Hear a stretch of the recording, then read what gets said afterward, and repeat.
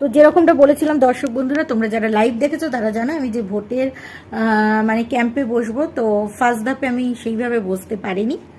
তো ভোট টোট দিয়েছিলাম। ফার্স্ট ধাপে আমাদের ছিল চা, ঘুগনি, তারপরে আমের শরবত, এই সমস্ত ছিল। তো এগুলো আমি স্কিপ করে গেছি।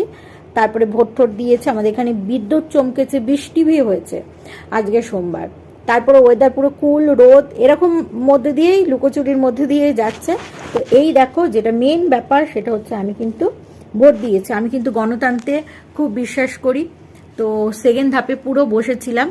তো সেই আর কি, আমাদের এখানে ভোট খুব সুন্দরভাবে খুব শান্তিপূর্ণভাবে হয়েছে। এবার রেজাল্টের অপেক্ষা। 4 জুন হচ্ছে রেজাল্ট বেরোবে, তো সেটার অপেক্ষা। তো এই আর কি। অনেকে বলে যে তারা ভোট দেয় না, ঠিক আছে, তারা ভোট দেয় না, কিন্তু জানি না কেন দেয় না। সুস্থ